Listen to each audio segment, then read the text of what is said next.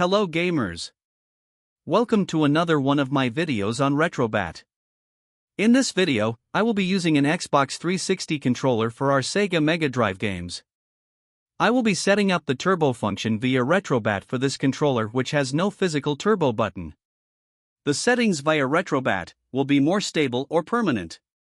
We can, however, set the turbo settings via RetroArch while in-game. But whenever we quit or exit a game, the turbo settings in RetroArch will be reset to default by RetroBat. This is not what we want. What we are going to do is to set the turbo settings via RetroBat, so that every time we launch the game, it will be set with our desired turbo settings.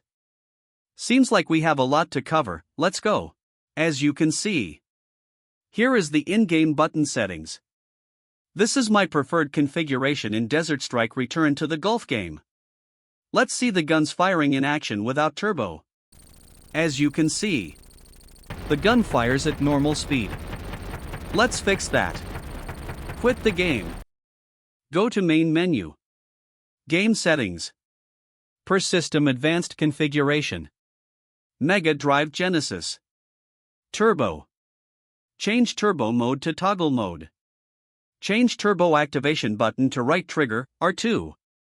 As for turbo button, leave it as auto. Now let's launch the game again. While pressing the south or the gun button, press the right trigger or R2 button. As you can see, now our south button is in turbo mode. This is what we want. To disable it, press the R2 button while the gun button is being pressed. With this turbo configuration, we can assign turbo to any buttons on demand. You can choose other turbo settings such as classic or hold. If you choose classic configuration, while pressing the gun or fire button, press the R2 button simultaneously to activate turbo for that button. When you release both buttons, the gun or fire button turbo deactivates. When you choose hold as turbo mode, you have to set the turbo button to the gun or fire button that you want to spam. In this demo, I selected the east, the A, or the circle button, depending on your controller type. Press R2 one time, the turbo will spam whatever is the east button is.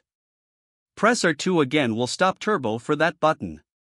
If you leave it as auto, it will use the default button in RetroArch. It will be the south or cross button. They perform differently from toggle. I prefer toggle mode and the toggle button set to the right trigger or R2 button. If you like this video, give it a thumbs up. Subscribe to my channel and click the notification bell to be notified whenever I upload a new video. Thanks for watching.